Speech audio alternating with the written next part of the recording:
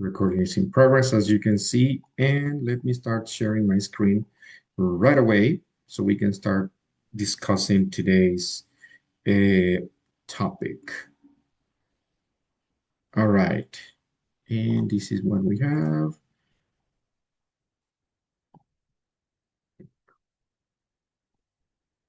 All right, so can you see my screen? I'm sharing now a PowerPoint.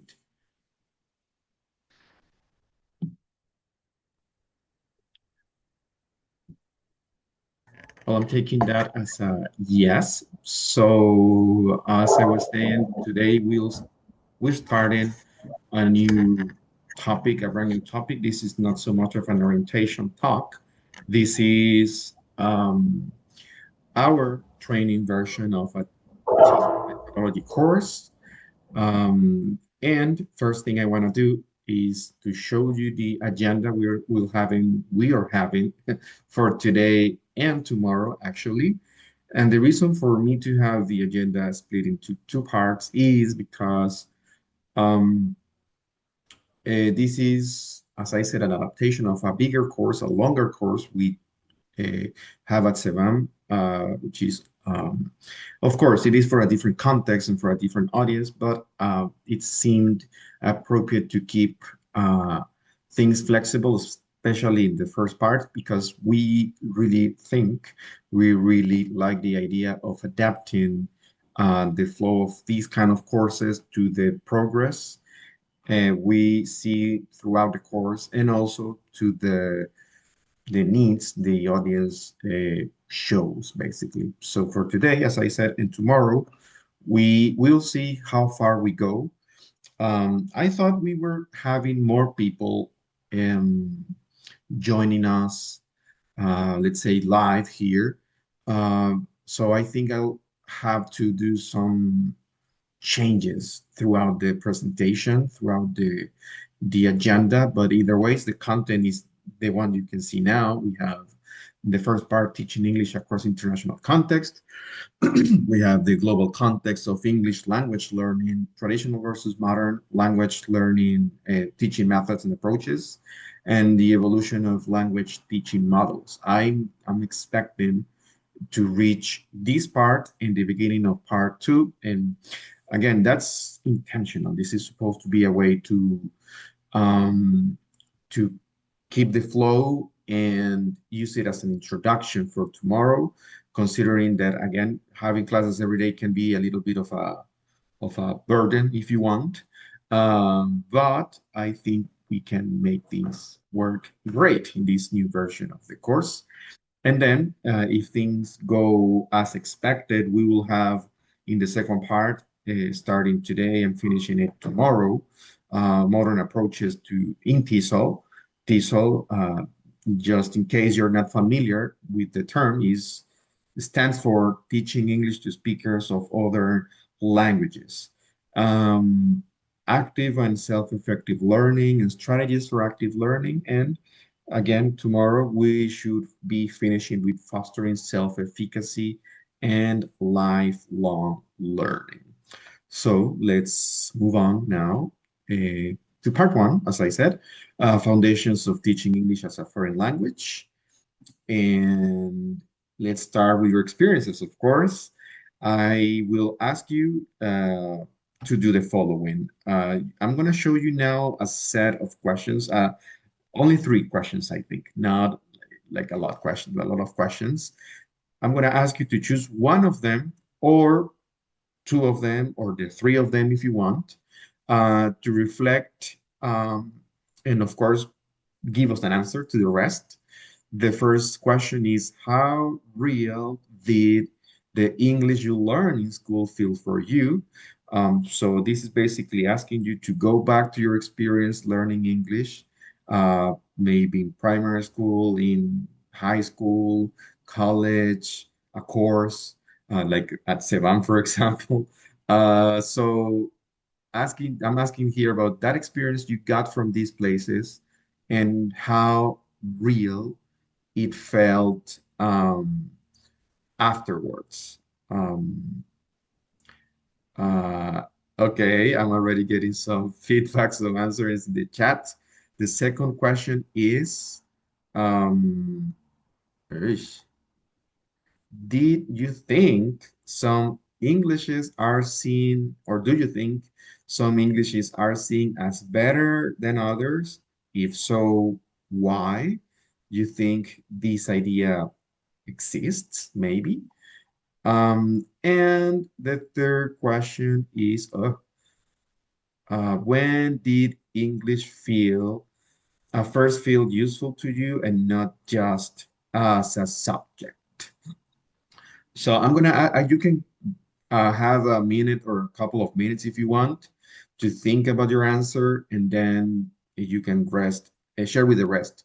Either ways, I can see, as I said, a couple of messages. Yes, of course, if your microphone is not working very well, uh, you can um, use the chat.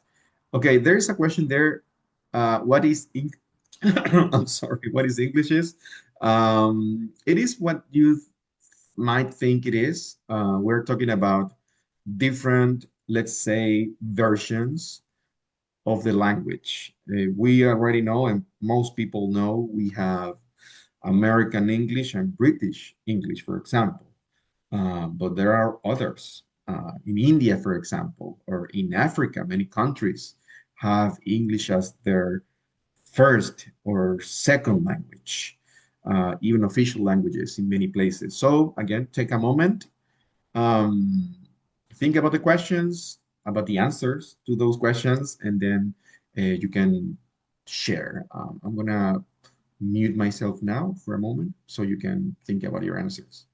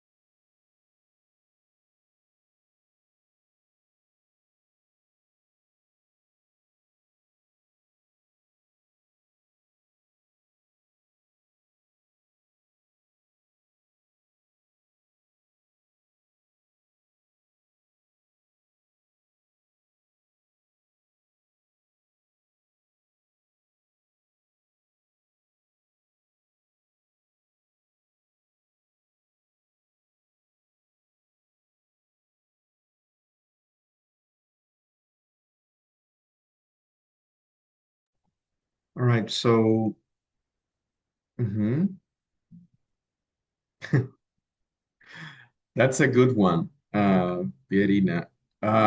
It might seem kind of uh, trivial if you want, or silly, but this is an important issue, for example, for immigrants in countries like the US, um, especially if we're talking the typical situation of the person who came to the US, had children, and these children become what they call first generation. And so they have English as their native language or first language, or not even their first language, but the language they use the most, even when their home language is, for example, Spanish or so. So let me go back to the first part, because Pierina said that talking about the first question, English felt default. Is it possible for you to elaborate a little there in the chat, Pierina? Well, I'm hoping Pierina Can is, you hear me? yeah, yeah, Hello? yes, yes, we can hear you.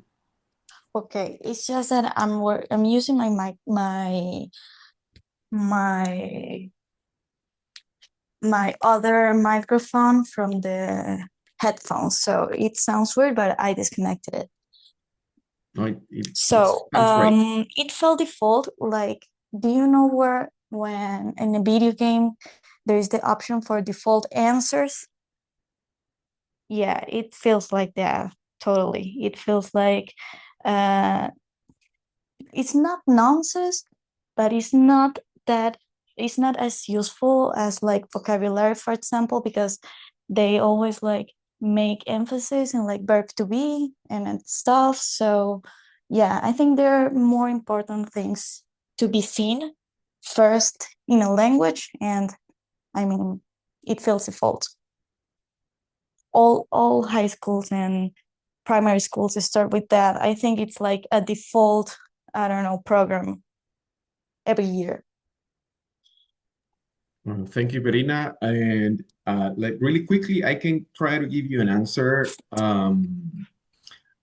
Like playing the devil's advocate. But usually in programs in public institutions, there is this situation of not taking things for granted or not assuming that students know things. And usually that means going back to present simple at first because most programs just start there because this is the grammar, let's say, or the language target that can allow you to um, interact in very simple ways and basically giving you access to what they call survival English. And then you can analyze or consider the necessity of this for most students or why programs are designed that way, but that's a different story.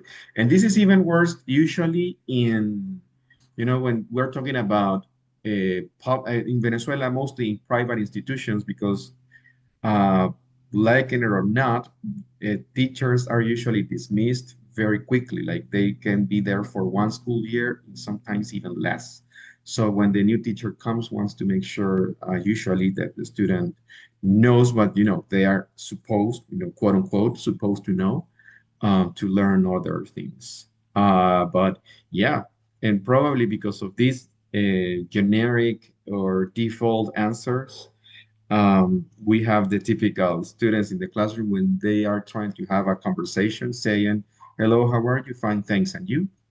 That's it. It's the typical conversation you get from beginners, and not sometimes not even beginners.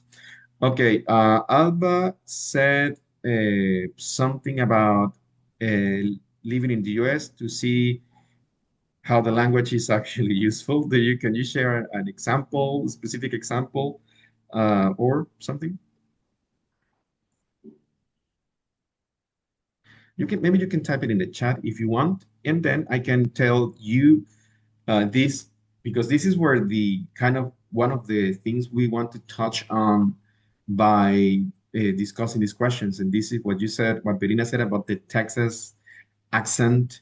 And this is a very good example of something that happens in the classroom because usually, and it happened to me just before traveling here, I was in a class with young adults, and a couple of them had, like these very like up talk kind of accent, which sounds very American to some people.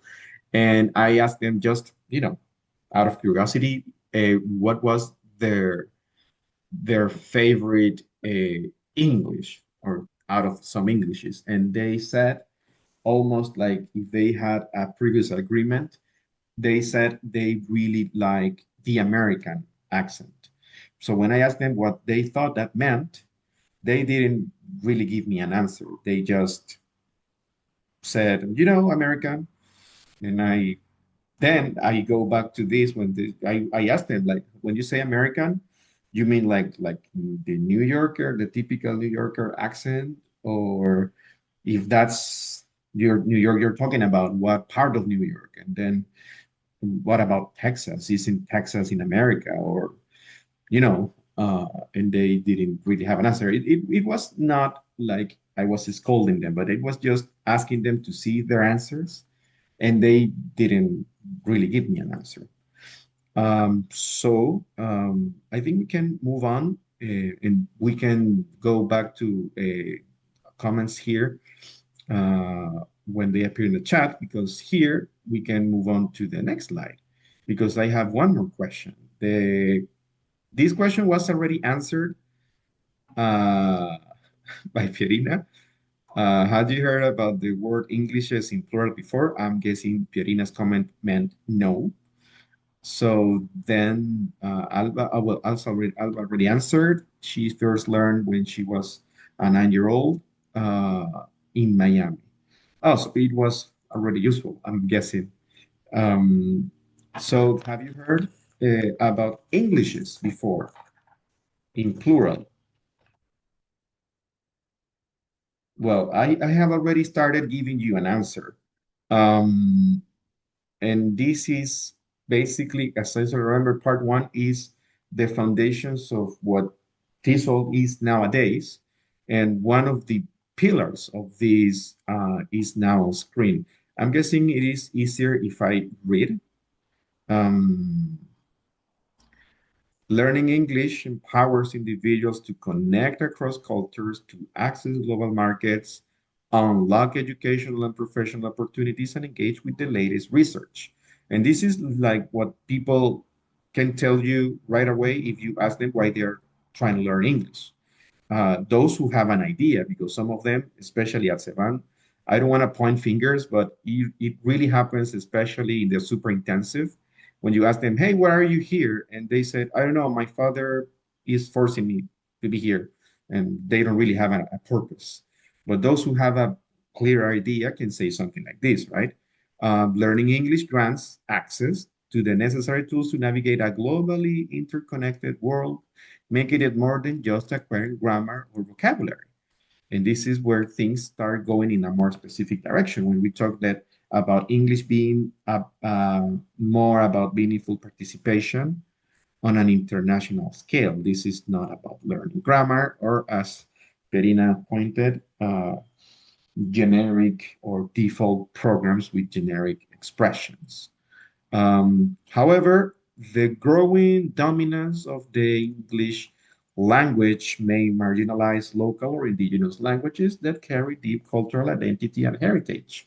And this is something I already kind of discussed with the example of this first generation uh, uh, people who immediately start replacing their home language with the English language in the US, for example. Some researchers would argue this is a problem because you're exactly like it says here, losing your identity, your heritage. You can even cause friction in your house, in your home, if you are going against your family's will of preserving your language as part of your identity. Um, so it says that the challenge nowadays in TESOL lies in fostering English proficiency while preserving linguistic diversity and identity. We will see in a couple of minutes, well, in a few minutes, how this works in a more practical sense, not just as the premise of a researcher sitting in the US telling you what to do and how this is supposed to work in the real world. Educators and policymakers must balance these goals, recognizing that multilingualism enriches societies, and that native languages deserve celebration and protection. And this is one of the things I tell people when, of course, when we have more time in bigger courses, but uh, I always go back to this because this was my research interest when I was a student at ULA.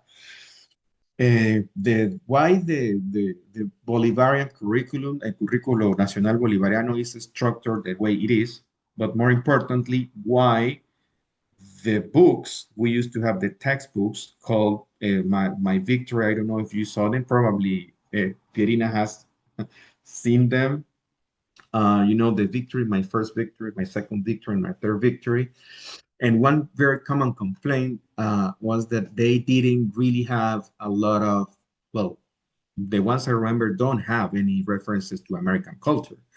So when you have greetings, when you talk about places around the city, for example, they talk about um, Misiones, they talk about mercal, and you say, no, no, no, you don't need mercal, you need uh, supermarket or you need grocery store. And like, yeah, but the purpose, I didn't understand the purpose until I read about this later on and say, well, this is about identity more than trying to learn a language. And you see, this is the policymakers' effort back then to help people learn the language without losing their identity, I guess. It might sound extreme, but this is the way it works. And interestingly, if you discuss this with researchers on the topic in other countries, they will probably like the Bolivarian curriculum, at least the premises or superficially. Because this is in the end, as I said, this is the one of the main focuses we have nowadays in TESOL. And as I said, we would see some more practical reasons, let's say, for this. So we're talking about Englishes here now, you see, because English is not one, or it is not two, it is not three, it is not American English, because if we're talking about American English, that's a very drastic, let's say, a homogenization of a language that is very diverse. Within the or inside the US, you have, as I said, we said about uptalk in California, but you say in California, they have very different ways of speaking the language in only in California. And the same happens in New York State, because then again, many people think New York is New York City only, but New York State is big. It's bigger than that. And the same happens in Massachusetts and everywhere. Just to keep in mind that Venezuela is a big country. Venezuela is almost 1 million square kilometers, but the US is 10 times that, which means the US is really a huge country. It has like more than 200 million people there. So, and you have this mix with many other languages. So only in America, talking about American English is difficult, standard American. Uh, no, I am not in the US right now. I am in South America. So uh, I'm surrounded by many different versions of Spanish right now. But you see, that's kind of the same situation. What that happens now uh, with the Spanish when people say, "Oh, the correct Spanish is the one from Spain." So what is my automatic answer? Like, what part of Spain are we talking about? Because then again, there's variety in Spanish from Spain. So this thing about English is basically acknowledging the fact that there are many different Englishes, and maybe the point is not learning one or the other, but helping the student or the learner learn its own or achieve his or her own version of the language. That to make things easier, basically. So as it says here, talking about Englishes reflects how the language actually works. Because once again, I have my own English, and but everybody has one, right? Now, so nowadays, especially in today's world, we have many different versions of English, and because it is used in many different ways by many different people, which means this being shaped by these people's cultures, identities, and communicative needs, which is very important. Not everybody wants to study, I don't know, to get a master's or a PhD in the US, for example. Maybe you just are, this is very common at Sevan, you just work with computers, and that means you need English on a regular basis. And maybe you don't even want a degree, you just want the tools to become a better, I don't know, software developer, for instance. As I said, we are talking here about more practical reasons to talk about Englishes, because this is basically talking about the plurality of the language from a more practical perspective. So from a functional perspective, communicate, you can talk about Englishes because we're talking about communicating across international education, business, and travel, where no single perfect English exists.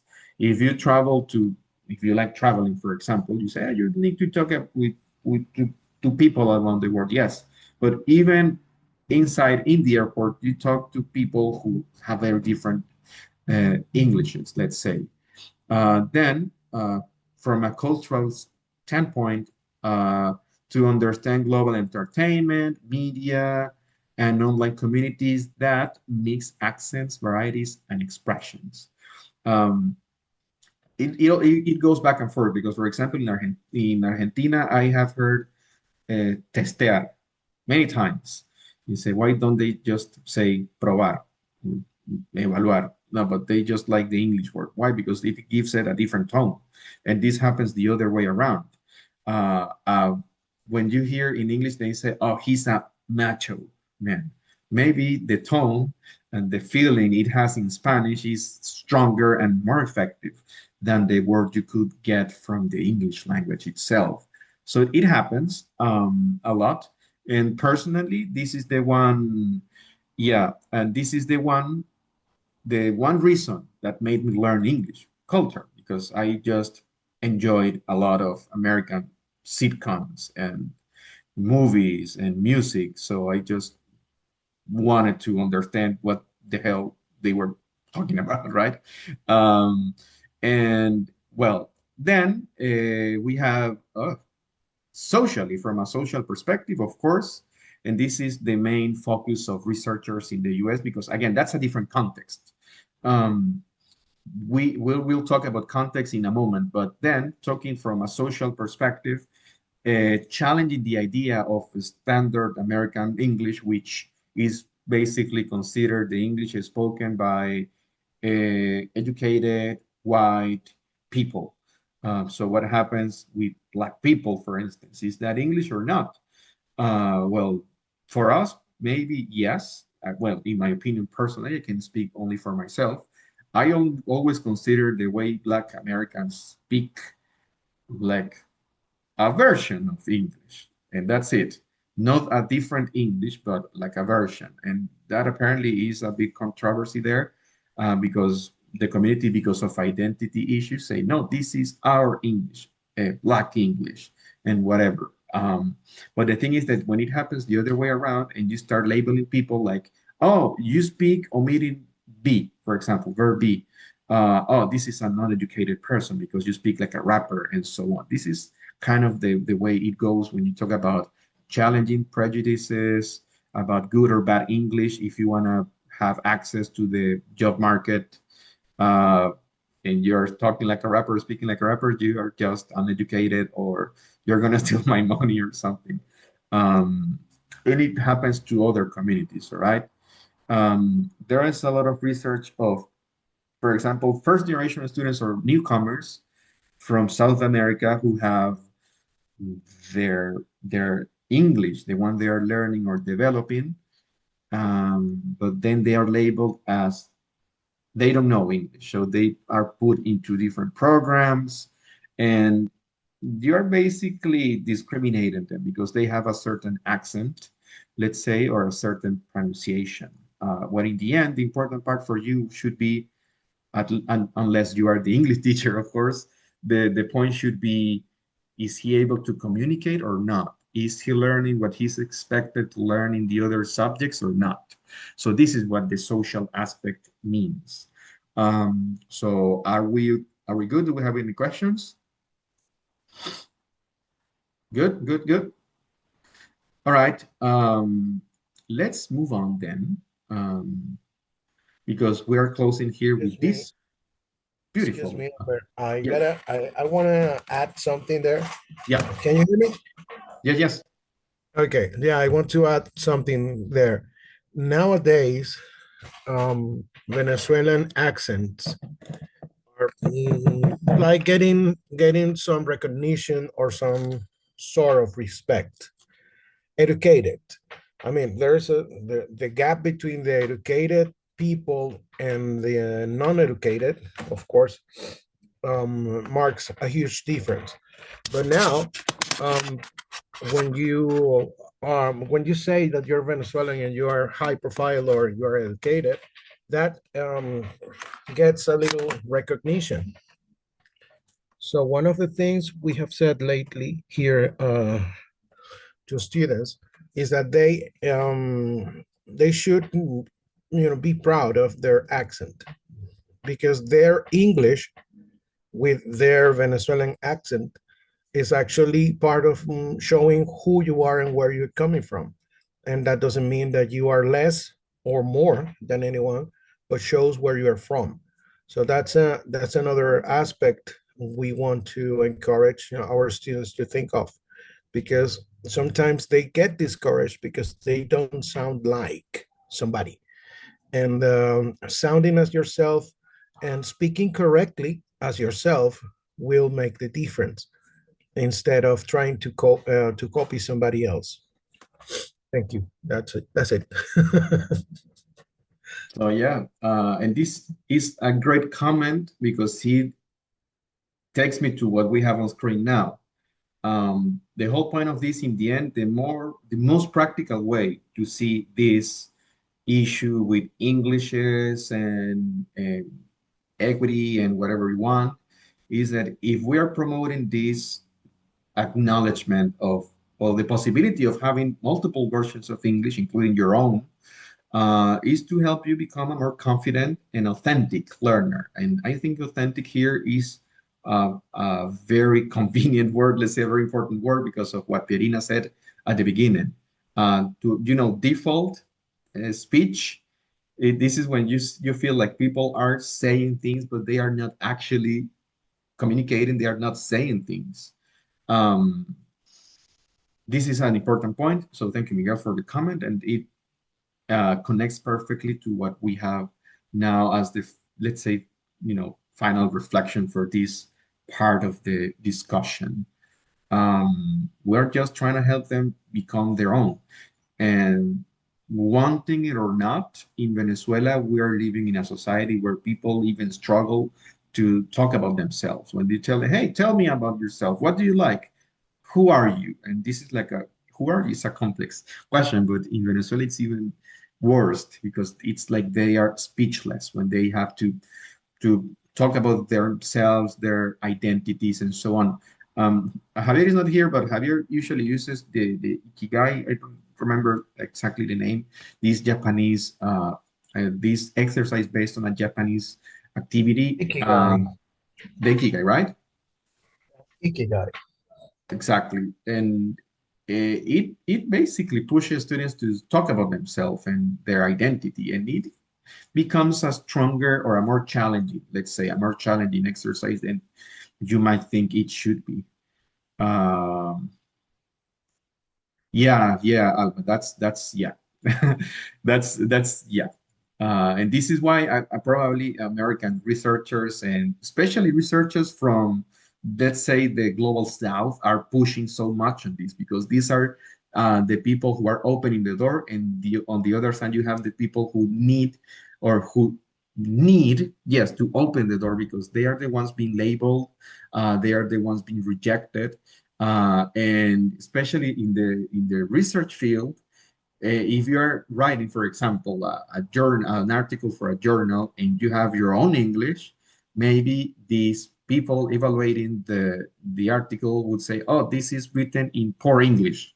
Say, but come on, this is the English I used to communicate in my everyday life, and it's the official English we have where I come from. So this is a stronger issue, and as you are guys are allowing us to see the rest, it has many different manifestations. It shows in many different fields. So for the classroom purpose, or for the purposes of the classroom, sorry, just keep it in mind. Let students build their confidence, feel comfortable with their own English, and we are supposed to be guides more than what teachers used to be like 70 or 80 years ago, right? With the table or something hitting the student to repeat after me, right? So then a possible question or the next question would be, okay, so global English, what about us? What are we teaching then? And the short answer is we're teaching American English because yes, we're teaching standard American English, but we're also teaching Englishes at the same time. They are not supposed to be against each other. They can complement each other. And this is basically what we're trying to accomplish when we're discussing these topics.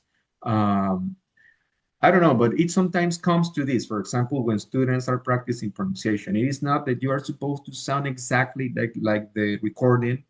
The idea is for you to be intelligible, basically. The mistake, the more it makes intelligibility confusing or impossible, the more there needs to be done on the pronunciation side.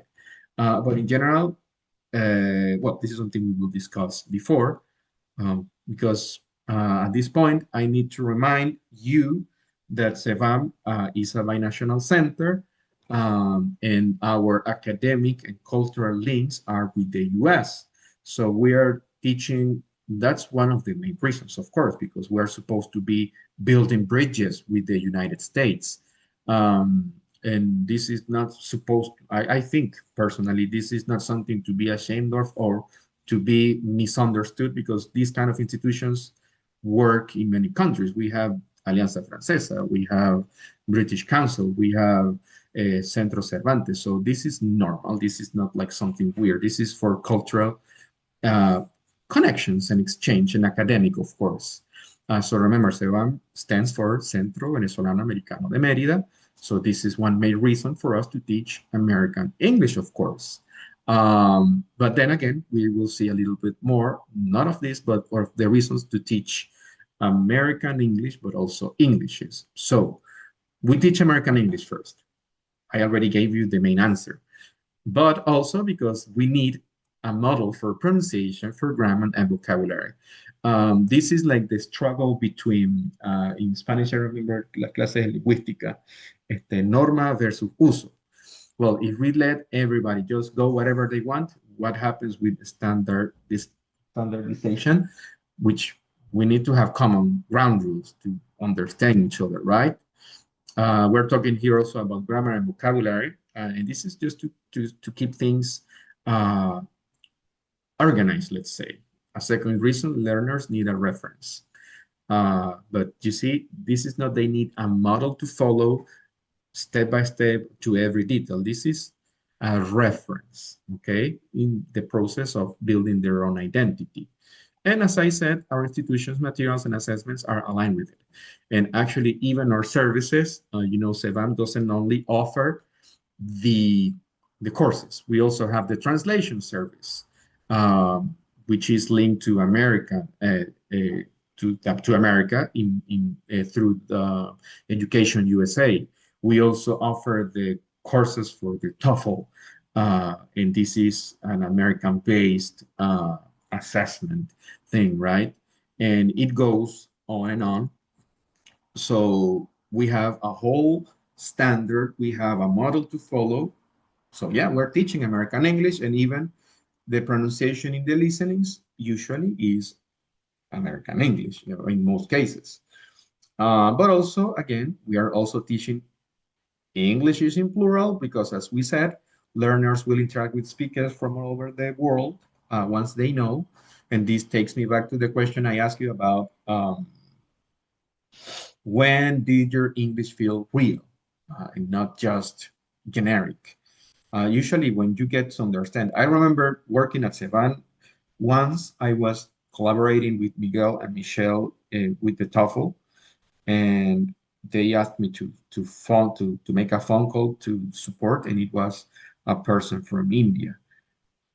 I didn't understand a word, honestly, and this is when I felt, oof, I really need to improve. This was like life telling me, hey, you think you know what you need to know, but you need to learn many other things and to keep working on your listening skills in this particular case. And it also happened when I was studying there. When I heard people with very strong accents, it sometimes it was difficult. But again, this is using English in the real world. As long as you have a confident and a good foundation, things are easier, of course.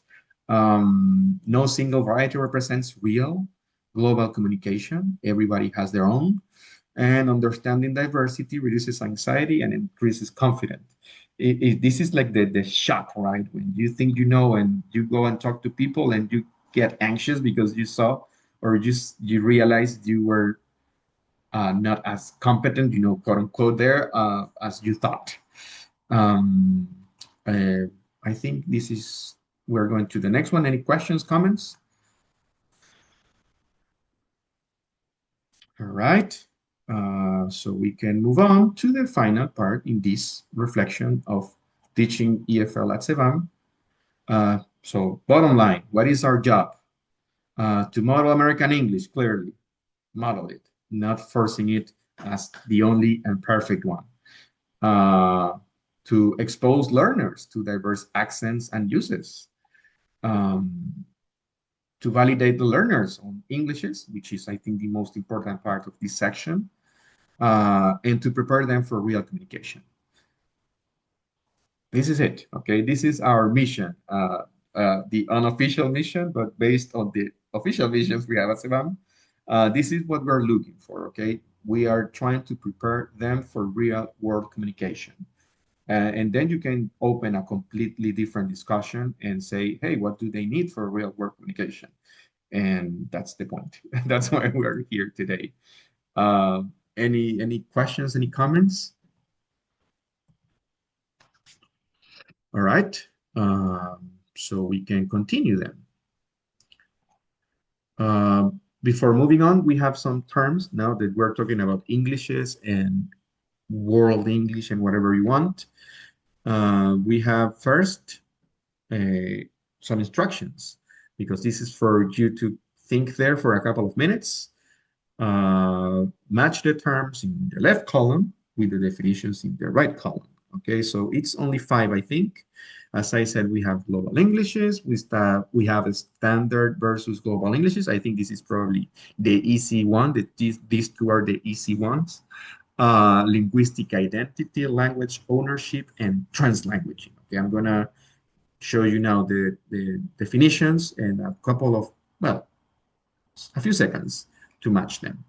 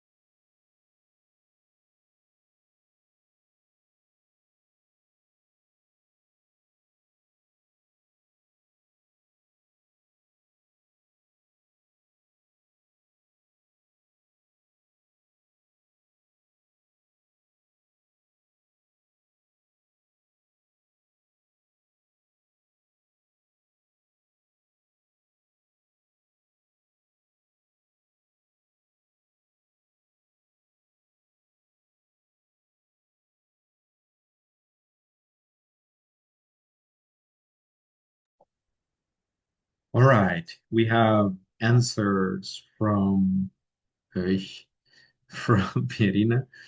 Let's see. First one, global Englishes refer to the many ways English is used around the world, shaped by local cultures and needs. This was an easy one, so good. There. The second one, standard versus global English, a contrast between one model, like American English in our case, and the diverse Englishes used globally.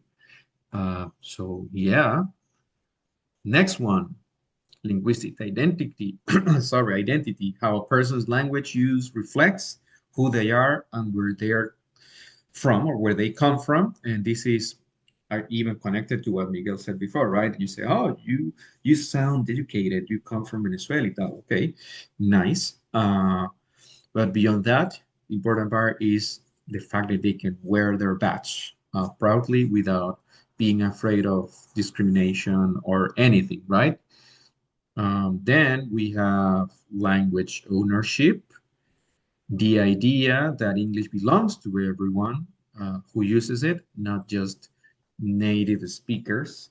And even the term native speakers can be controversial nowadays. And finally, translanguaging, it means using all your languages flexibly to communicate, learn, and make meaning. Uh, so yes, Pierina, you had it perfect. Um, why are key terms to consider? Because if you see, oh my God, what's happening? If you see, in a way, if you put them together, you're summarizing what we've been discussing so far in a few words. Um, Even the translanguaging situation is another heavily discussed topic. Um, Even the origins of Sevan connected to certain approaches um, uh, based on the idea of using English only.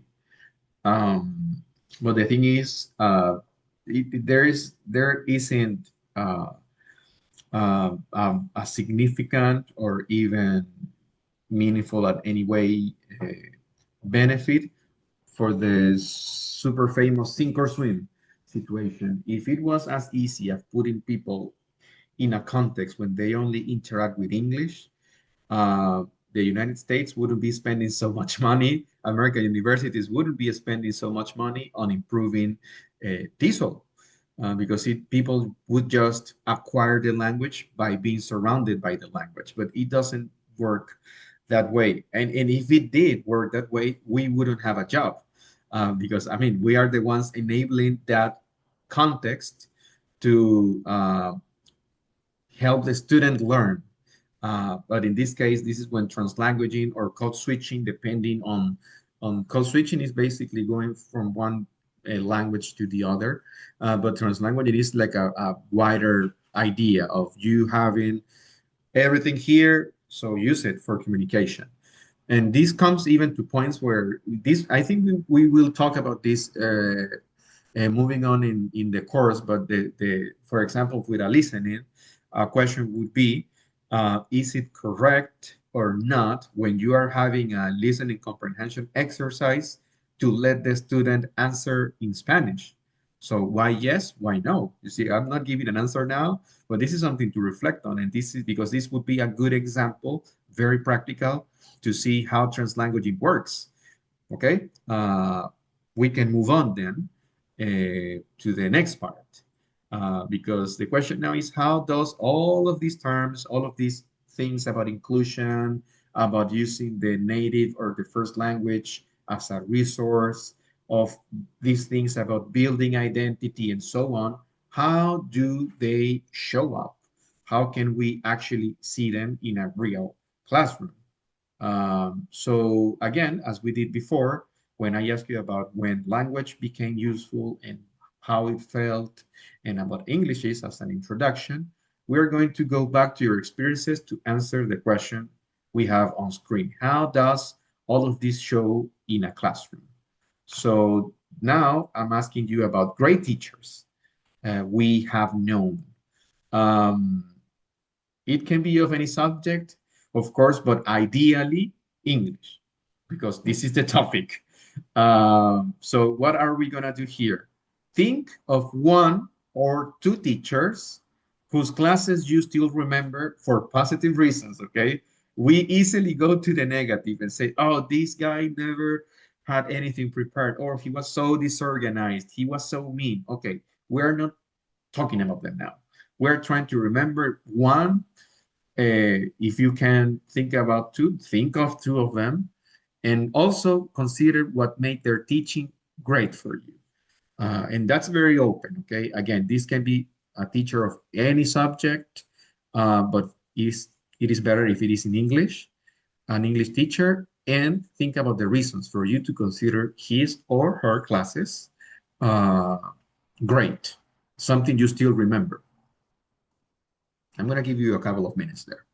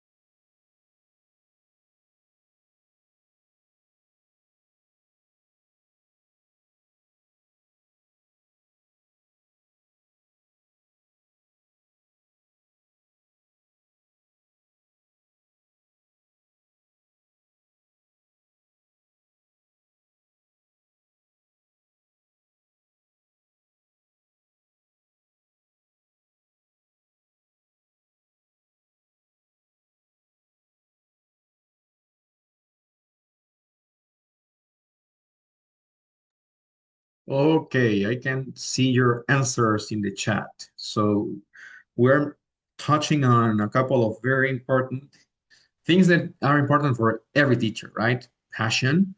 Um, something I have talked to many people is the fact that in the past there were like more incentives to become a teacher in Venezuela, but nowadays those are not there anymore. Uh, No era ni siquiera el 15 último, sino el 10 y el 25. Si era para el Ministerio de Educación, right? And you had a lot of benefits and so on. Not to mention universities in Venezuela, right? You had a lot of benefits, Mamaula in Mérida. Um, but I mean, these people at least show commitment, let's say. But nowadays, we are not no strangers to the thing of teachers lacking these things you're mentioning, right? Well, there's a teacher from Sevan, so and she's still teaching there, so kudos to Laura. Um, but this is kind of the conversation here because we're talking about being inclusive, about promoting identity, building the students' confidence, and so on. But it is very difficult, for example, to let a student build confidence if you are constantly correcting him uh, or being mean to him. Like, oh, you look stupid, and now that you opened your mouth, I confirmed it. It's like, okay, thank you. That's gonna make me a very confident learner, right? And this is something I can even talk about from experience because in the past I was like a very tough teacher, but it's been almost 10, no, like yeah, 10 years teaching, and it's a process, and you never stop learning, especially as a teacher, and especially also because now we have a new generation. And as I always say in my workshops, I'm not saying the previous generation was better or that I was better or Alba was better, but this is just different. We are the product of a very specific context, and the context people are growing up now is very different to my context, and it's very different to Miguel's context, and so on. And as a consequence, they are different. But passion is something that's gonna do the trick. Always, if you're more interested, the more chances, not that it's automatic, but more chances you have of making your students feel welcome. So you have in high school a nun, so a nice nun, which is like nice priest, when they are not consumed by specific ideas of their dogma. Um, at Sevan, well, Laura, and well, and you see the fact that Alba is mentioning something is like a knowledgeable person because we used to, well, I think it still happens that we expect teachers to be knowledgeable, to have all the answers. Maybe they don't give you the answer, but they can give you an answer that is useful. Uh, that's built even on the foundation of the way this person speaks to you, right? Maybe, well, I don't have the answer now, blah, blah, blah, blah, blah. But it's encouraging because if you will ask a question and then you receive, again, like a bad comment back, you say, well, I don't have any more questions for you, teacher. So we'll keep this in mind because these qualities we are discussing, as I said, are connected to things. I already I already mentioned that at Sevan we have the roots of the way we work, or the foundations of the way we teach at Sevan go back to natural approach. Uh,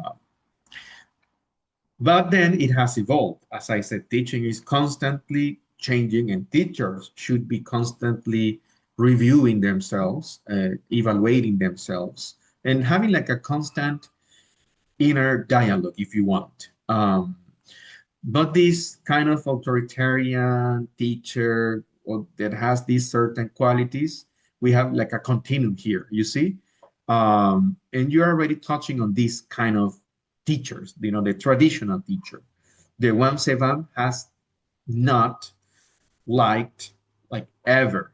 I've been at Sevan since 2016 or 2017, and as soon as I got in, I already understood they didn't like this. Okay, when I say they, I mean Michelle, our executive director. I mean Miguel. Back then he was already a coordinator, and Jose and everybody I had spoken to, they knew this is not what Sevan wants. Lecture-based teaching. And this is ironic because I'm doing a lot of lecturing today, but this is because remember the class is going to be recorded, and the idea is to be there with the information for the other guys. So yes, this is what basically the profile of a traditional teacher, and in other words, again, I repeat, what Sevan doesn't want a person who's constantly lecturing or whose lessons are lecture based, rot or something based on memorization is not ideal either. Something that is teacher centered. We know that this might depend on the topic, on the level, the materials, and so on. and even the classic PPP model, you know, the presentation, practice, production model is not bad itself. But if you make it more about the presentation than about the student production, that's going to the traditional side of the continuum we have here. It is standardized, which is ironic for a couple of teachers at SEVAM who want everything to be standardized because that, I mean, that makes things easier for teachers who don't really want to improvise or, you know, like control improvisation, something that is based on a plan, on a clear intention. Um, but at Sevam, again, this is, and I think this is one big advantage we have at Sevam. As I said, I work in Venezuela, I worked in the education system. And one of the things I didn't like, one of the things I hated, besides the payment, was having like, you know, on top of you, you had your coordinator, you have the supervisor, you had the principal. So it was like a lot of people pushing you to do things exactly the way they wanted to. And again, as a teacher, that's horrible because you want flexibility to adapt your teaching to your students. That's one of the premises of teaching in general. So when everything is standardized, that's going in the opposite direction completely. And again, as I said, authority driven. It's like everything is as the teacher says, and that's it. And I'm not saying that you shouldn't stop being the leader in the classroom because we are the leader in the classroom. But there is a difference between being bossing people around and guiding them. This, we're supposed to be guides, right? Facilitators, taking you from point A to point B, but taking, again, your identity, your particularities, your needs into account. So at Sevan, we're supposed to be leaning to the other side, right? Instead of lecture-based, we prefer active learning. We prefer that students learn by doing things, by becoming the protagonist of their own story. So this means we're talking about a student-centered process, collaborative, more than standardization and exams, even though we have exams. We are trying to give more attention to formative assessment and to flexibility. Because again, flexibility allows contextualization, adaptation, and working on the needs your student, your specific group of students have. Um, Here I must say this is what my grandma would say, ni tan calvo ni con dos pelucas. Of course, this is not like we are not using summative assessment because we are. And this is not like we cannot lecture every now and then because we can. But again, there should be a balance, and the balance should be more, you know, leaning towards the modern teaching. And the fact that assessment is not like an end in itself, for example, but a way to check our student progress, right? Like it is supposed to be. This is not to tell them, oh, you are useless, you're not learning, get out of here. No, this is like, look at this is what's happening, blah, blah, blah, blah, blah, right?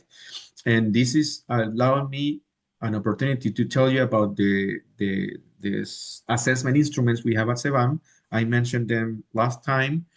This is working for the first four levels. We have a midterm exam and a final exam. And these are classic written exams with matching exercises, sentence completion, multiple choice. It has a listening, it has a writing section, it has a reading section. But again, the idea is not to tell students these are not important, but to tell them these are important, but probably for other reasons. Okay, not the reasons you think, not because this is going to label you or because this is going to help tell you if you're useful or not. The importance here is to give us information to see what's going on and to see if we can continue on the same path or if we need a change, basically. And then also because we live in a very specific, well, every culture has its qualities, let's say, but remember that in Venezuela, and this is something we have been struggling with for a number of years now. Miguel is my witness. that we try to change the culture here at Ceban, like assessment is not an end in itself. This is just a way for us to get important information about the progress, blah, blah, blah, blah, blah. And we try to be more flexible, but then there are students who just want a grade, who just want an exam, who just want to be assessed like they were assessed as students in the Venezuelan education system. So this is why we're trying also to be a little more strict in this sense, again, looking for balance, because in the end, as I always say, we are offering a service, and we need to keep in mind that our service is helping them to learn the language in the best way we can. And if this is something that turns out to be necessary, we can do it, but again, based on our focus and our approach, which shouldn't be traditional. And then my question for you again, I'm going to give you again a couple of minutes or a minute to think more specifically. Now that you have the terms on screen, how do the qualities of great teaching connect with the discussion, how they connect with the teachers you were thinking of, and how they can connect with our previous discussion?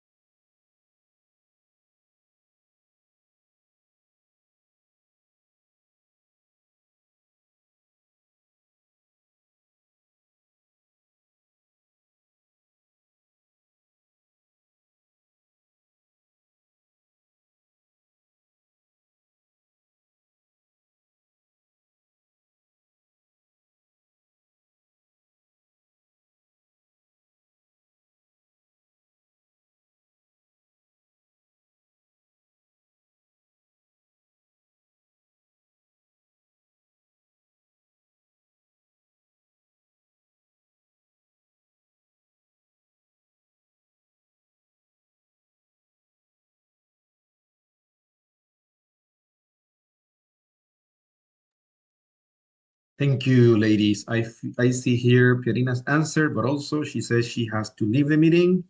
So yeah, we're finishing in 23 minutes, but I don't know if you can stay, but if you have to go, you have to go, right? When you gotta go, you gotta go. So going back to Pierina's answer, she talks about uh, helping students feel more confident to help them improve by building on their linguistic identity. And of course, if you're letting him, this is like we say, every mistake you make takes you closer to your goal. Of course, if it is like properly corrected. Um, and yeah, if you are in a, this is something related to something we will talk about later on, in a community of learning, the importance of building community in the classroom, because this is, unfortunately, we can say this is not just on the teacher's hands, because you can do your part, but if you are not pushing or encouraging students to build a community, this confidence will still be difficult to accomplish, because the student will be afraid of making mistakes, of participating. And remember that this is even connected to age, because in many cases, uh, for example, older learners, this is just to give you an example. I have seen how a 50-year-old can be either too outspoken or just too shy. Uh, because it depends on the personality. And when you are like really self-conscious and you are that old, it's even worse, because you are basing your situation there, your confidence, and probably on your traumas or an unsatisfactory experience when you were learning as a younger person. Um, and then again, how can this is a good point Alba is making there. How do you know if your student is progressing if you don't let your student do things? And that doesn't make any sense. And this is why, again, we're trying to separate ourselves from traditional teaching, because this is not like repeat after me. Oh, he said all the sentences correctly. Nice. He said, okay, that doesn't mean the person will communicate with another English speaker in the future, right? So moving on here, um, uh, first I want to touch on the context, because I've been using EFL a couple of times here, keeping in mind that yes, at Sevan we're teaching EFL. So first, to keep things, to make things straight, we have the difference between ESL and EFL. Just to keep it in mind that when ESL, that means English as a second language, English is learned and used in countries where it's spoken daily, especially with official purposes or even business purposes and so on. For these people, for example, um, learning English for an immigrant in the US and the UK and Canada, they are learning English as a second language, because they are learning the language in a place where it is an official language, or the language is spoken by the majority of people, or the dominant language, if you want. Because even in Canada, we know they also speak French there, but this is more of a regional thing. And in the US, we cannot talk about an official language because they don't have an official language. But of course, English is the most dominant language, and by far. And then in another kind of context, such as Venezuela, Japan, or Morocco, where they are learning English is considered a foreign language because it is not used in any formal official way in the country. Does this have implications?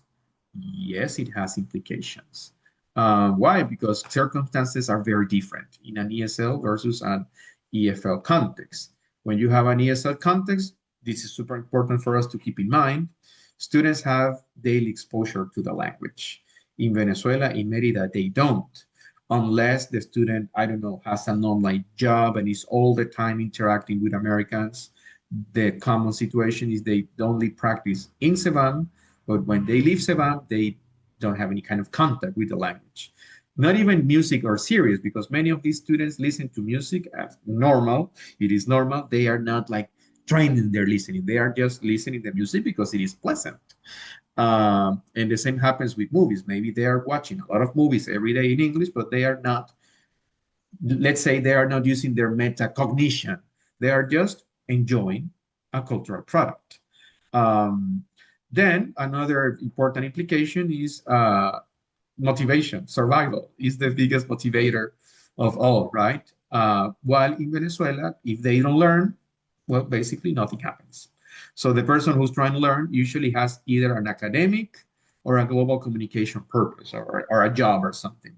So if they don't have any of these we face a situation I mentioned before related to the super intensive, when they are just forced to be there. And this is complex. This is something complex to handle because this is a completely unmotivated student. But again, this is one of the reasons to be here in the course, to see how we can kind of handle that kind of situation.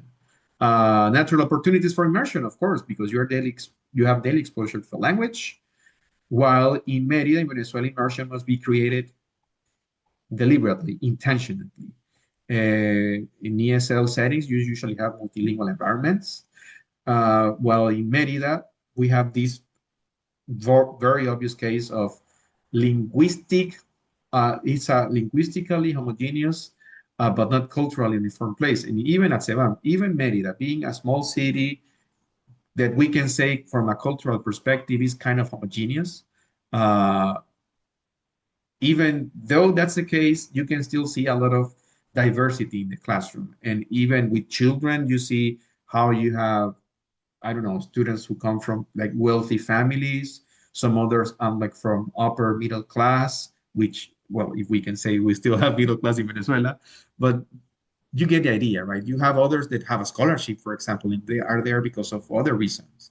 And that can create a clash. Uh, how do you handle that? Then you have another implication there. Translanguaging supports real world navigation. Because again, if my point is to see if the student understood the listening, what's the problem with the student sharing what he understood in his native language? If I understand the language, of course.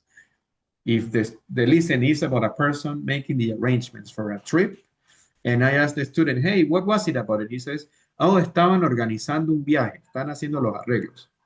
Is that a wrong answer? Like technically it isn't, because the student understood the listening, right?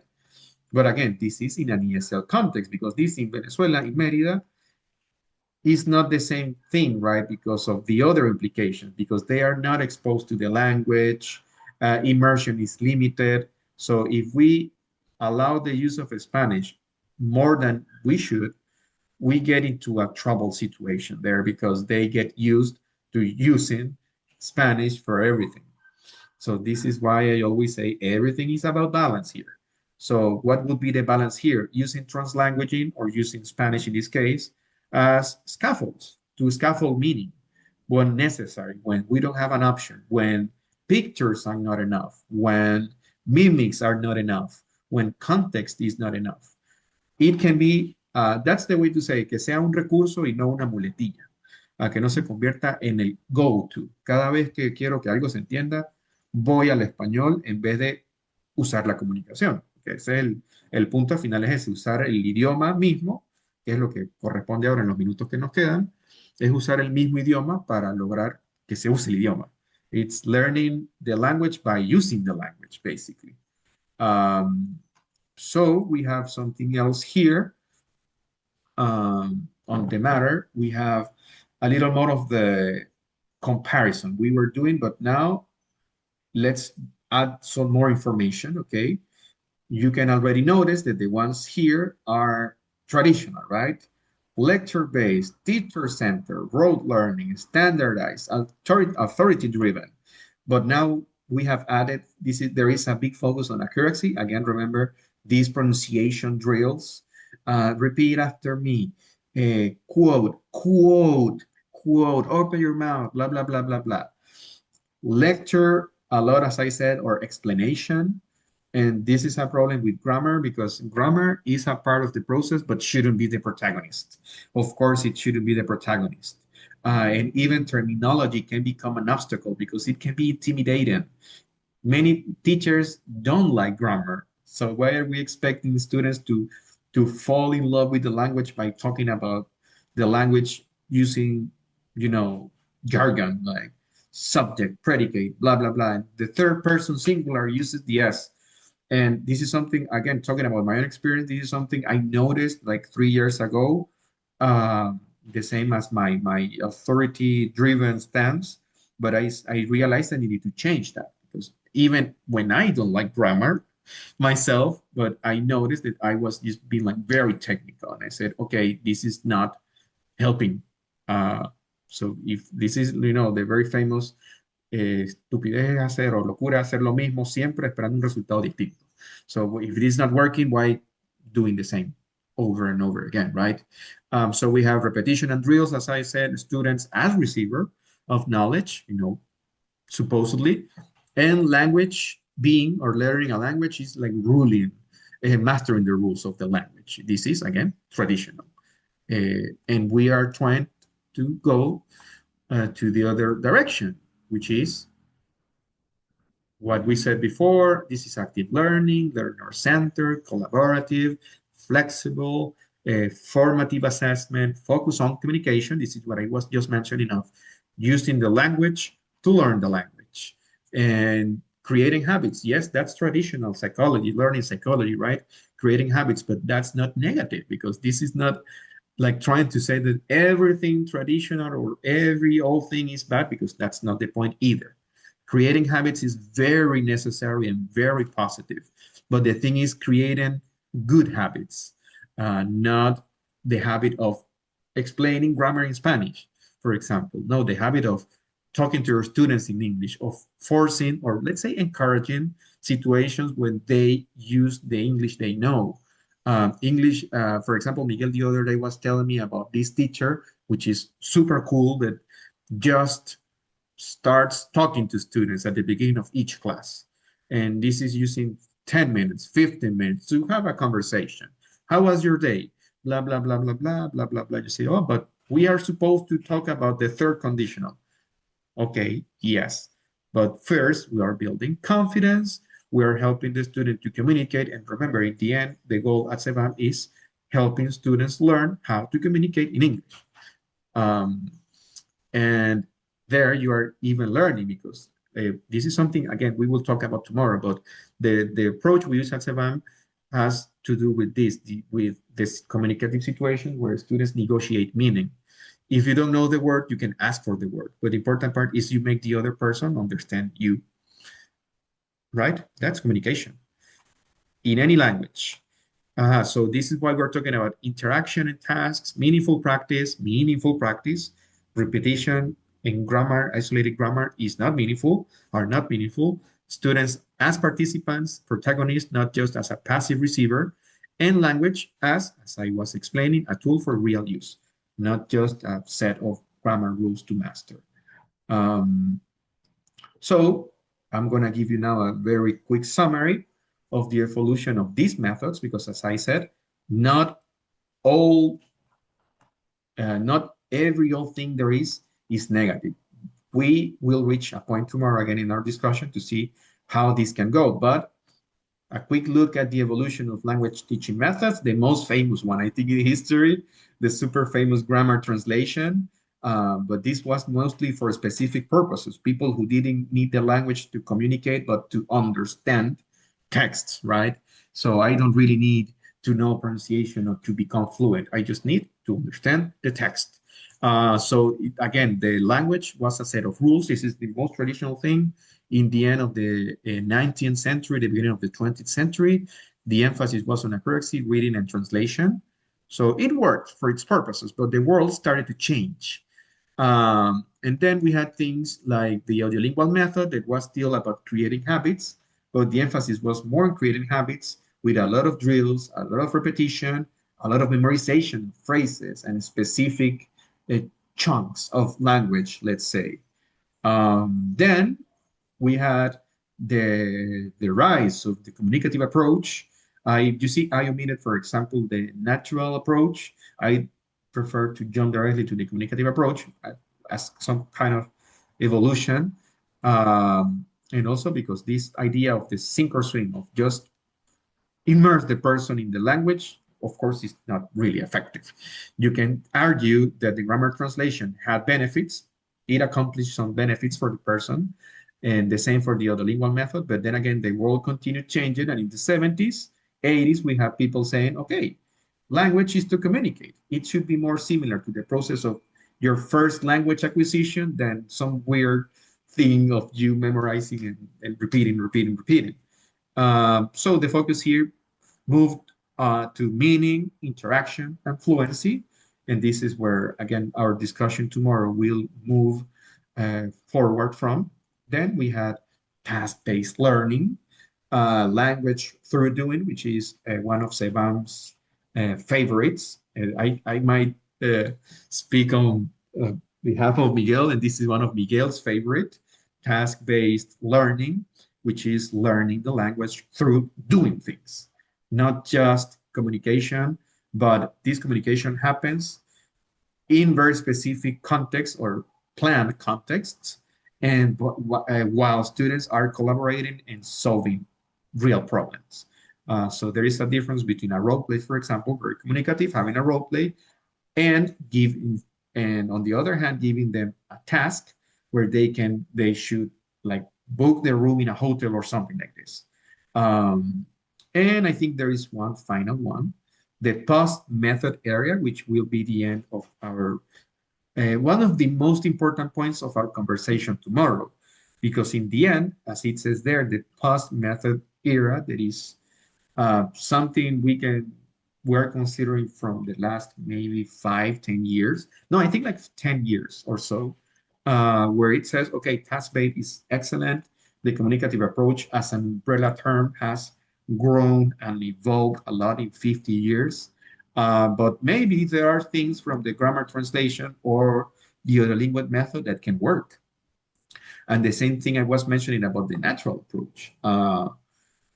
It is not that it's so horrible. Maybe the premise of immersing and submerging the student in a specific context is important. Um, so this is more about the context. This is more about the learner needs and about teacher judgment. This last one is probably the most important thing to keep in mind here, because of course, for you as a teacher to make the choice of, okay, I need to drill here, I need to repeat, especially in beginner levels, you need to have a clear judgment to say, okay, this is necessary, this will be useful. Because maybe it isn't. Maybe you just need a more practical activity. But again, the whole point of the post-method era is that language teaching should be flexible, but this necessarily means that teachers have knowledge on the previous methods, because this is like, to break the rules, you need to know the rules. Now, this is what they say. And also because nowadays, of course, we have understood that having only one method becomes a limitation.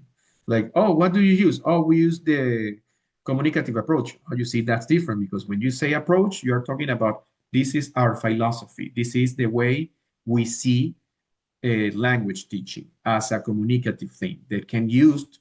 And this is when many researchers consider task-based learning not a separate stage, but the evolution of the communicative approach, because many of the premises are still there. And this also happens, for example, with content-based instruction. This is using the premise of learning the language by using the language, surrounding the student with the language itself, the target language, and doing things with the language. You see, so this is when, again, the communicative approach becomes like a before and after. It's the umbrella term, as I said, that can include task-based, project-based learning, and content-based instruction. But again, this is something to conceptualize like this in the post-method era. You need the knowledge of the previous ones. I think because of time issues, we can stop here, because the other activity is would take time, basically. So I will stop sharing here, and I will stop recording.